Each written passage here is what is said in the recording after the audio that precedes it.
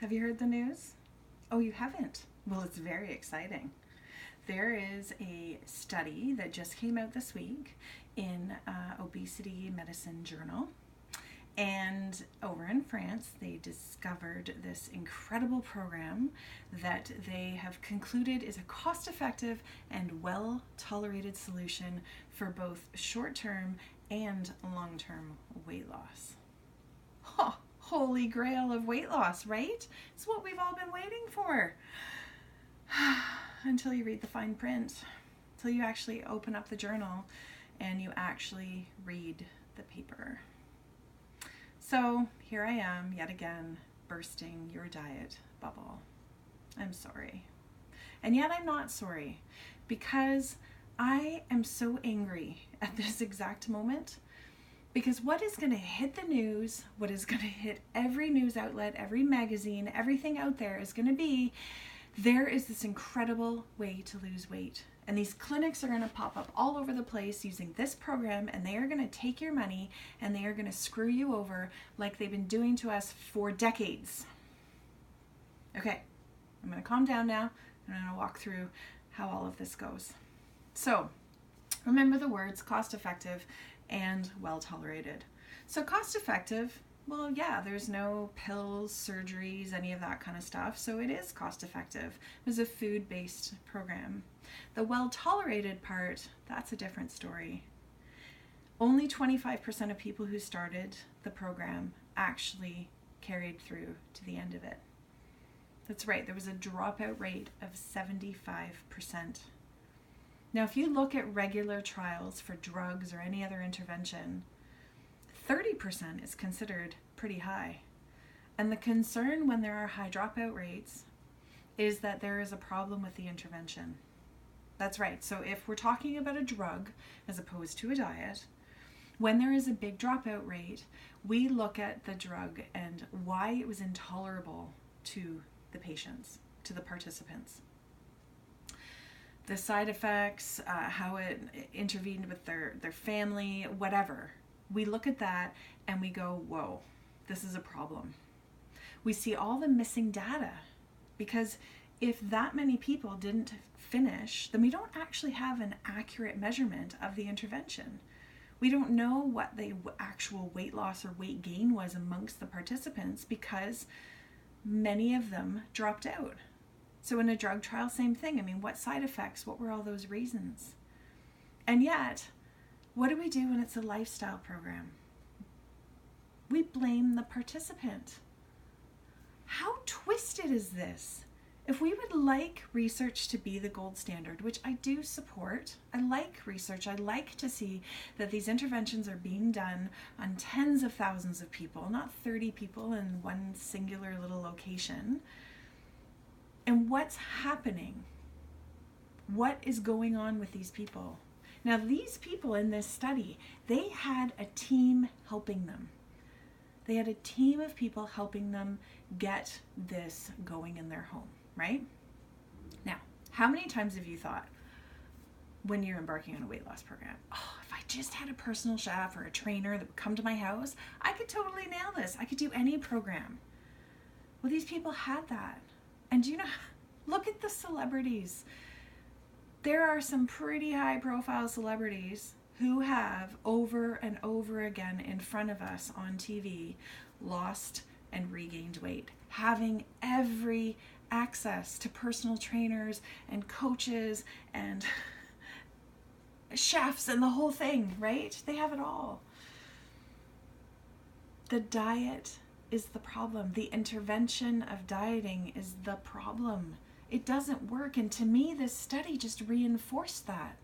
It reinforced that as of right now, there is not one scientifically validated long-term study that shows that you can take someone from obese or overweight, bring them into their normal BMI rant for another time, just work with me here.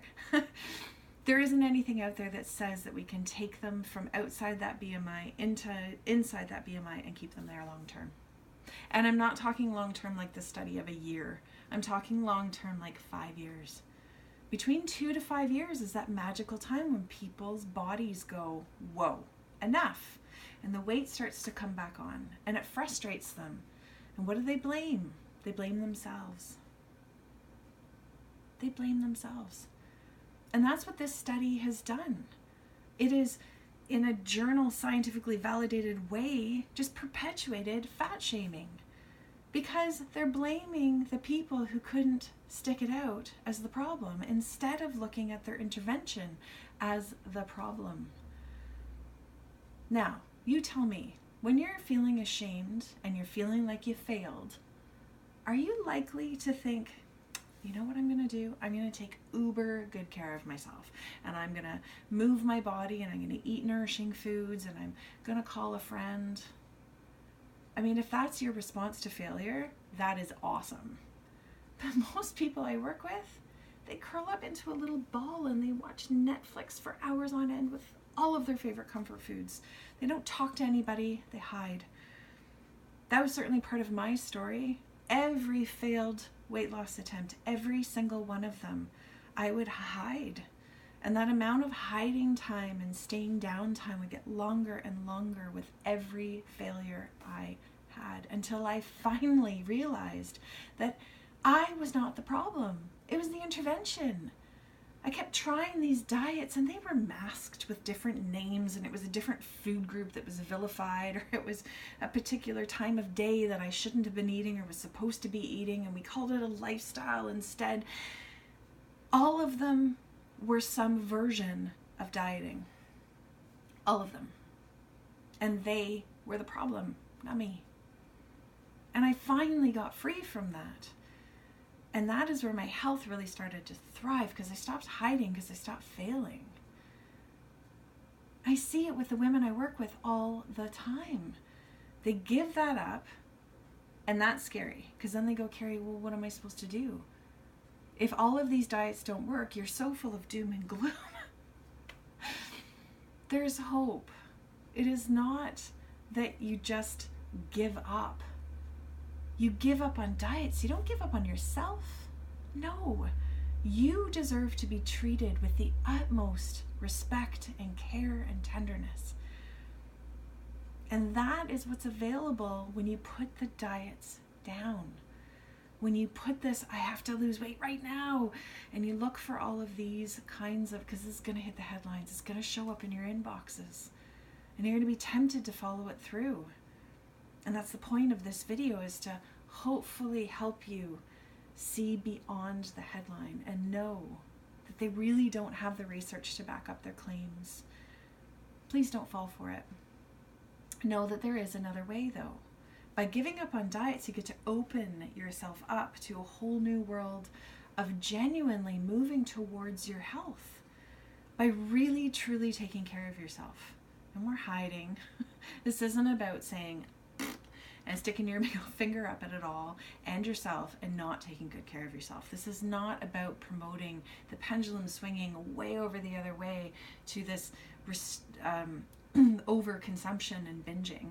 Because that's really what this all is, right? I mean, the dieting world is over here on the restriction side, and then when you give up that, it goes wing over here, and then it's the Netflix and lots of food, which doesn't feel good, so then you decide you got to do something about it, so then you swing back the other way. Yeah. What I'm talking about is when you let go of that, it loses the momentum. And you fall in the middle, which is this beautiful place where you can genuinely look after yourself. Pretty awesome, right? Now, I'm going to end the video here, but if this sounds like the kind of messaging you've been waiting for, then I'm really excited to spend more time with you. And there is a link in the description down in the bottom there, and you can click on that and you can watch another video about why diets don't work, and you can get a nice worksheet so you can start to find that middle ground. It's really exciting, and I get to see women finally step into who they are, take really good care of themselves, watch their health improve, and start teaching their kids and their nieces and their nephews about genuinely having a healthy relationship with food and fitness and themselves. It's amazing. I hope to see you there.